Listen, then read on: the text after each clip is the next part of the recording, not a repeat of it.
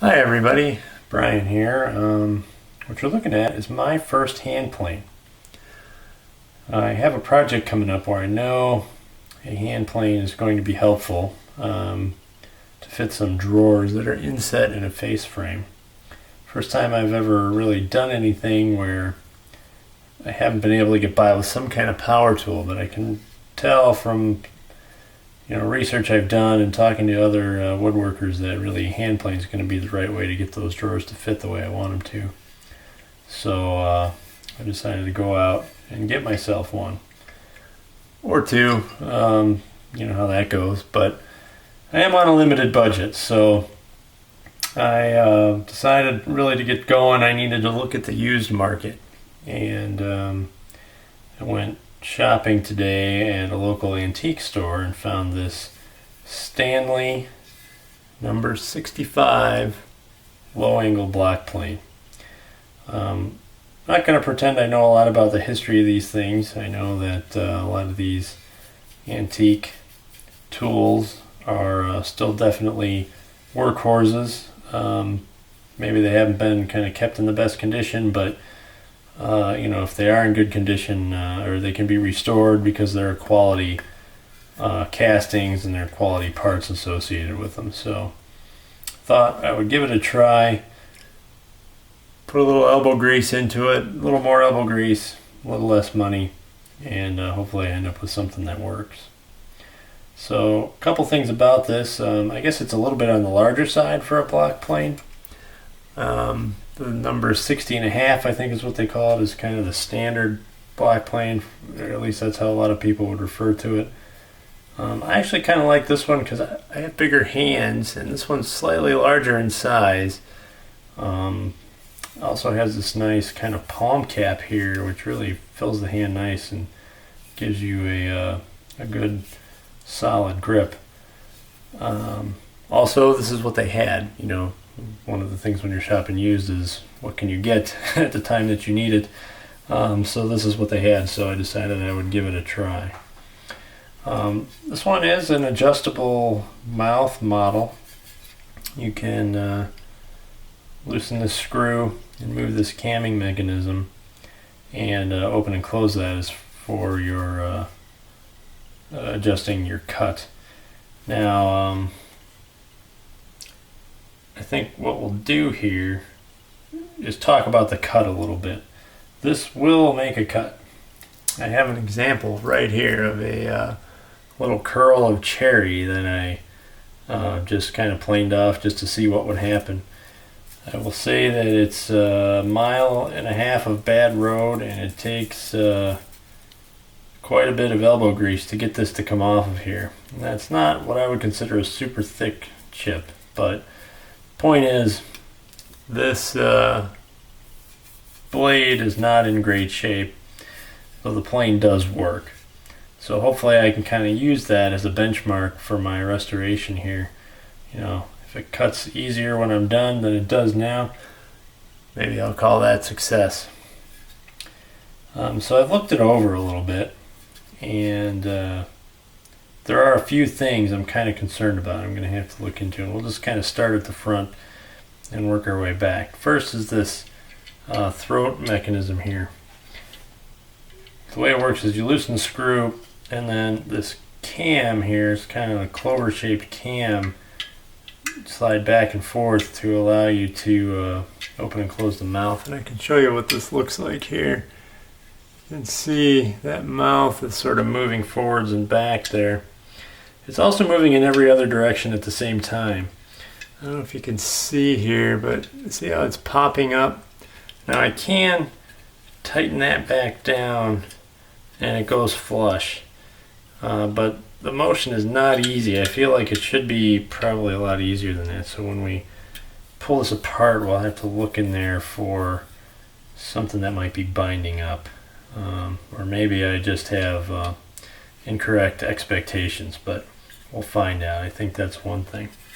Second thing is this iron itself. Sharpening is certainly not my strong point. I have to definitely improve my skill in that area if I intend to use hand planes and not curse a lot. So one of the things I can see right away, and I don't have a good way to show you this on the camera, is that the blade is not parallel. I can advance this as far as I can to the point where it's basically touching the front of the mouth here on this side, and on this side I can easily get my fingernail all the way through there. And if you look at it, the bevel is just not straight. I'm guessing whoever sharpened this however long ago just didn't do a super job of keeping that square. So I will have to figure out how to make that square again, which I will say will probably be a challenge for me. But I knew kind of what I was getting into, and challenge is sometimes a good thing. So that takes us to the second point that I'm kind of concerned about, is this actual iron adjustment mechanism here. Very tight. It does work. It will advance and retract the blade to the point where it cuts and won't cut, but it should be a lot easier than that. So when we get this thing open, we'll have to check out the threads on the inside and see what's going on in there.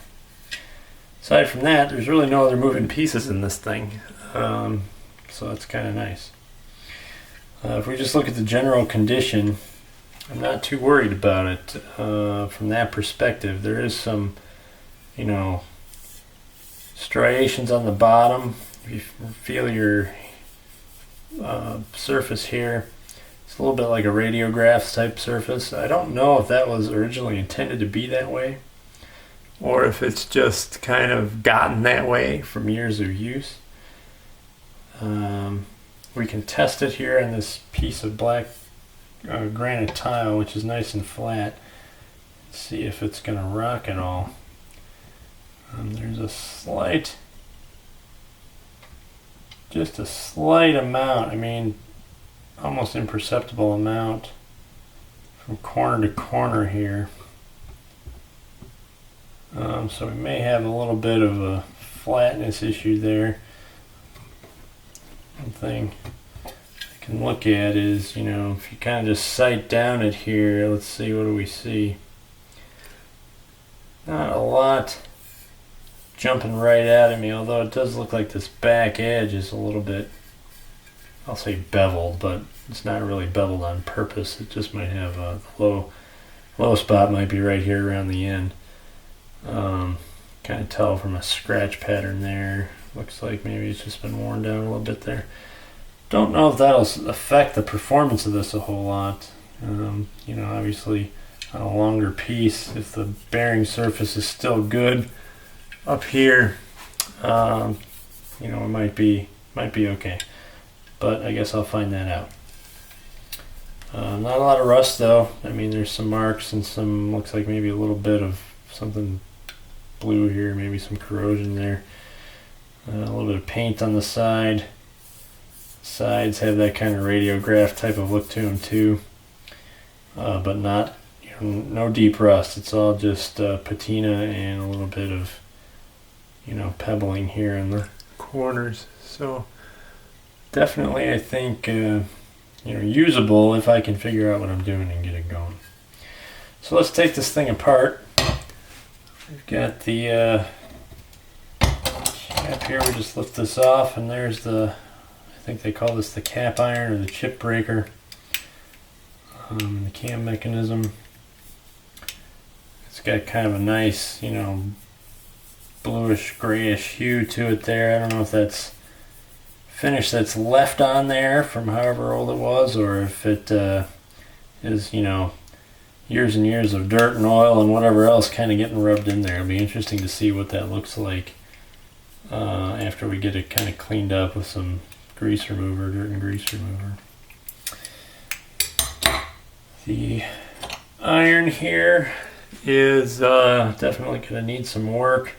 Like we already talked about, I don't think this edge is square, so I'll have to figure out how to square that up. There's quite a bit of rust and really rough surface on here. Again, it's not deep. It looks like it may be, it says Stanley on it, so who knows, it could be original. I don't know how old this thing is. I know they were made in this style from the early 1900s to about 1960. The back of it looks pretty good. It will need to be flattened out and cleaned off, and of course polished up here to improve the cutting action as we sharpen it. The screw that provides tension to hold all that in place. Looks like it's in really good shape actually. Hardly any rust on it at all. Should clean up nicely. Same thing with the hole that receives that screw, nice and clean. So this is the mechanism that advances the blade. Let's see if we can see what's going on with this. Yeah, it's just really hard to turn. Could just be a matter of lubricating it, I suppose. Or maybe we'll have to figure out the thread pitch there and chase the threads. But I'm getting to here and it's kind of stopping. And I can see that there's, maybe a 1/4 or 3/8 of an inch more travel I should have there. The casting is threaded all the way through. Let's back this out. This thing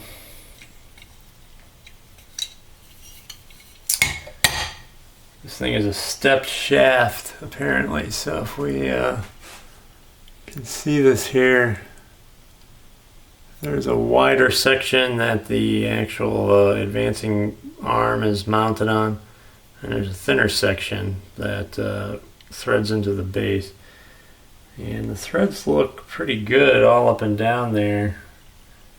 This is moving freely all the way through its section. The narrower section, the threads look good there. There's a little bit of crud kind of caked up in it, and that could be part of the problem there. So we'll see what that looks like. The threads in the casting appear to be in pretty good shape. So maybe it's just a matter of cleaning that up some and see if I can find the thread pitch and chase that thread with another bolt or something to get it cleaned out. As we can kind of see in here, there's a lot of dirt, some ancient sawdust that's kind of caked on there. The paint appears to be in pretty good shape though. I might be able to just kind of get in here with a scrub brush and some soapy water and clean that out and avoid having to paint the thing, so that would be nice. If we look in here, we can see that the paint is in really good shape. There's a lot of dirt and dust and crud kind of caked on it, but the paint's all intact, so maybe I can get that cleaned up with some soapy water and a scrub brush or something and not have to paint it or anything like that. That would be pretty awesome. So let's look at the front part now. This kind of just some threads, and then here's the cam mechanism. Pretty simple little thing actually. And then the actual adjustable throat itself is kind of stuck in there pretty good. Yeah, that's in there. So I don't know if that's supposed to be that way or if that's part of the problem. Let's see if we can get it out. Yeah, there we go. Pops out that way. And what does it look like here? The actual casting looks like it's in pretty good shape here. I don't see... This is all rough casting surface here. It looks like it was probably never machined to begin with. These machined areas have a lot of tooling marks on them. Might be possible to polish those out. The sides don't look like there's any gouges or major burrs. But again, we can get a polishing stone or something in there and see what that does. The plate itself is in pretty good shape. This These edges have a rough corner, almost like a chamfer on there. I wonder if maybe the previous owner attempted to solve this sticky problem by rounding that off with a rasp or something like that. That could be part of the issue there, but we'll when I drill into it, I'll try and address that as much as I can. I've got some marking fluid, so I can get that on there, let it dry, and we can put this together and see where it's really rubbing real hard. And there are some kind of rough machine marks on here too, so maybe that's all contributing. Maybe I can polish that up and improve that motion there. But from what I understand, with the research I did, and I would say I kind of did jump in with both feet on this thing, but I did do some research ahead of time. What does it really take to restore one of these? It sounds like if the base is in good condition, the rust isn't too bad. The flatness is within reason, and all the parts are there. It can be made to work. So it's just on me now to figure it out and do the work. I'm kind of looking forward to it. My shop time is sort of limited. I really would rather be working on a project than the tools, but if I kind of convince myself that this is the project, then it doesn't feel so bad. Plus, at the end of it, I should have a working block plane at a fraction of the cost of a new one. So I paid about $20 for this, and I think a new Stanley similar one is over $100. And of course, then people will argue over the quality of the new Stanleys. The Wood River version, which is they seem to be pretty well respected at their price point anyway. That's still $100 or so. And of course, you get into the nicer ones, the Veritas or the Lee Nielsen's, they're $150 kind of thing. So somewhere around a fifth to a sixth or even a seventh of the cost of new, I've got something here, and hopefully I can make it work.